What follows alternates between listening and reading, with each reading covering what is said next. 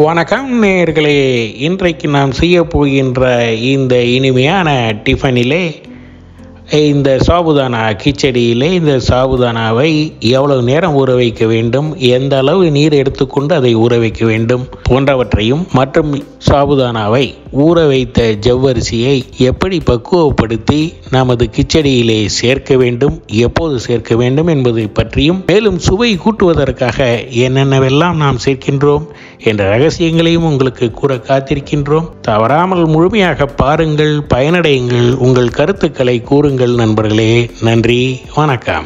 நேயர்கள் அனைவருக்கும் வணக்கம். வெல்கம் டு லால் பொம்கிங் 123 சேனல். ஒன்ஸ் அகெயின், மராட்டிக்காரங்கள்லாம் விரத நாளில் இதை ரொம்ப யூஸ் பண்ணுவாங்க. நம்ம சாபுதானான்றது ஜவ்வரிசி. பட் ஆனால் என்ன பண்ணணும்னா, இந்த ஜவ்வரிசி எப்பவுமே நல்லா ஊற வச்சிருக்கணும். உடனே பண்ண முடியாது, நல்லா கொஞ்சம் ஊறின அப்புறம் தான் பண்ணணும். இதை ஒரு 6 to 7 மணி நேரம் ஜவ்வரிசியை ஊற வச்சிருக்கணும். அதுதான் முக்கியம்.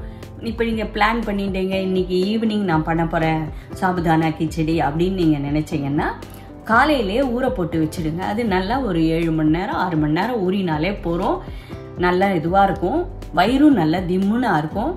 ஸோ இந்த புதுவிதமான டிஃபனை வாங்க எப்படி பண்ணுறதுன்னு பார்க்கலாம்.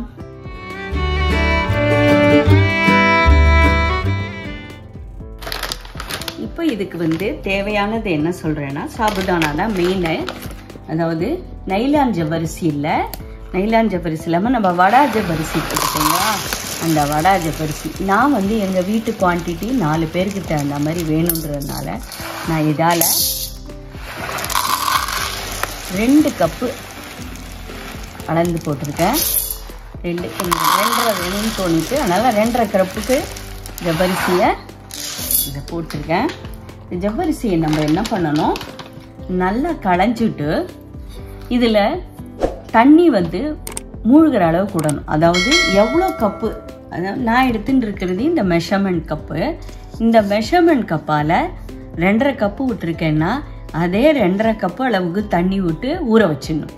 அதுக்கு மேலே நீங்கள் ஊற வைக்க வேண்டாம், தண்ணி விட வேண்டாம். தண்ணி ஊறினோன்னா கொசன்னு ஆடும். நல்லா இது உதிரியாக வரணும்னா எவ்வளோ அமௌண்ட் நம்ம ஜவ்வரிசி போட்டிருக்கணும் அதே அளவுக்கு தண்ணி விட்டுண்டா போகிறோம். நான் 2.5 கப்பு போட்டுருக்கனால 2.5 கப்பு தண்ணி விட்டு ஊற வைக்க போகிறேன். ஃபஸ்ட்டு முதல்ல இதை நல்லா களைஞ்சிட்டு அந்த ஸ்டார்ச் எல்லாம் போகிற அளவுக்கு களைஞ்ச அப்புறம் தண்ணி ஊற்றி ஊற வச்சிருங்க. ரெடி ஆகிடும். தண்ணி ஊற்றி ஊற வச்சு வச்சிடுறேன் ஒரு 6 to 8 hours. இப்போ இதுக்கு தேவையான பொருட்கள் என்னென்னன்றதை பார்ப்போம். ரொம்ப சிம்பிளாக வீட்டில் இருக்கிற பொருளை வச்சே பண்ணலாம், ரொம்ப ஈஸியானது. பாருங்கள், இந்த கிச்சடிக்கு ஒரு பெரிய உருளைக்கிழங்கு எடுத்து வச்சுட்டுருக்கேன்.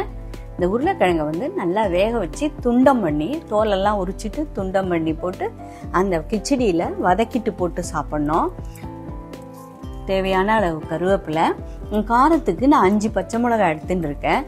உங்களுக்கு இது ரொம்ப ஜாஸ்தியாக போட்டுருந்தா குறைச்சிக்க கூட செஞ்சுக்கலாம், இன்னும் கொஞ்சம் கூட வேணுனாலும் போட்டுக்கோங்க. பட் நான் தேவையான காரம் 5 பச்சை மிளகாய் போட்டிருக்கேன். வேர்க்கடலை ஒரு 1/2 கப் எடுத்து வச்சுருக்கேன். இந்த வேர்க்கடலையை லைட்டாக சூடு பண்ணிவிட்டு மிக்சியில் பொடி பண்ணிட்டு அந்த கிச்சடியில் போட்டு வதக்க போகிறேன். வாங்க மேற்கொண்டு எப்படி செய்யறதுன்னு பார்ப்போம். முதல்ல நம்ம நிலக்கடலையை வேர்க்கடலையை கொஞ்சோண்டு சூட்டில் பரட்டிக்கலாம்.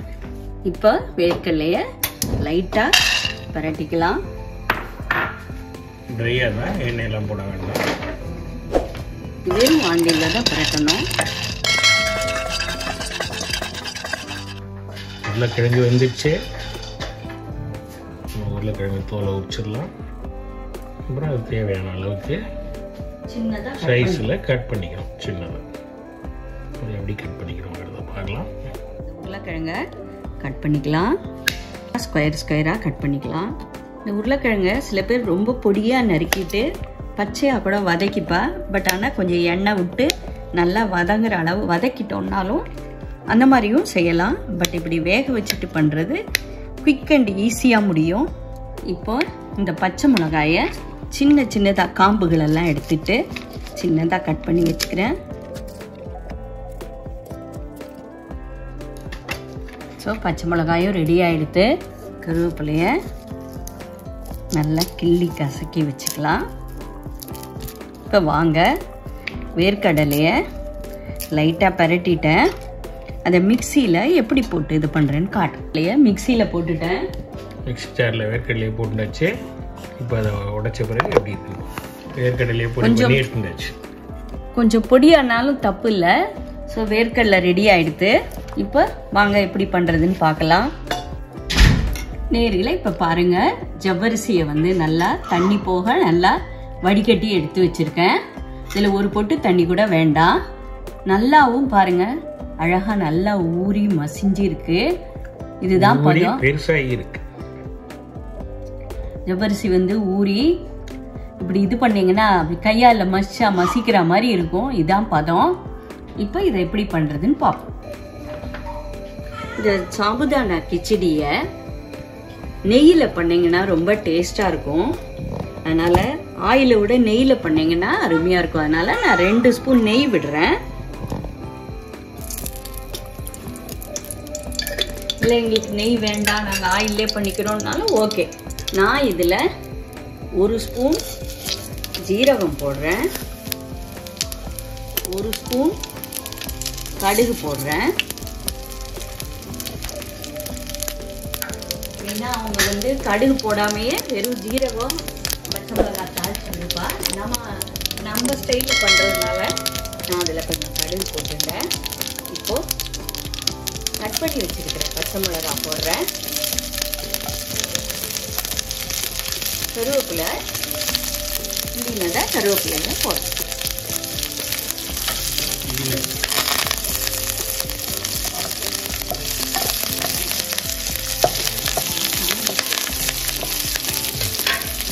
இப்போ இதில் இந்த உருளைக்கிழங்கை போடுறேன்.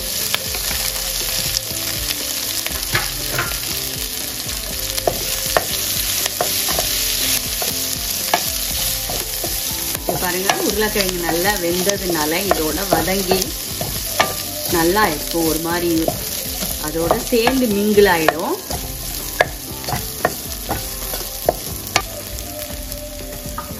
பாருங்க, நான் பொடி பண்ணி வச்சிருக்கிறேன் வேர்க்கடலை அதை இதில் போடுறேன். ஊற வச்சு வச்சிருக்கிற ஜவ்வரிசியை இதில் போடுறேன்.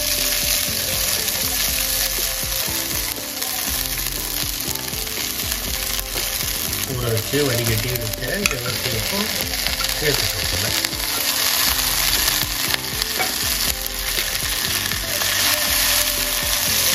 இப்போ இந்த கிச்சடிக்கு தேவையான அளவு உப்பு போடலாம்.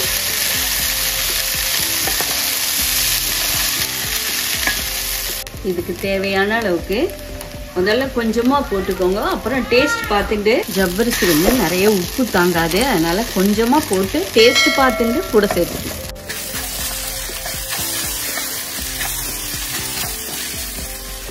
பாருங்க, வதக்க வதக்க அதோட நிறம் மாறிண்டு வரும். லைட்டாக நிறம் மாறும், சீக்கிரமாகவும் வெந்து போயிடும்.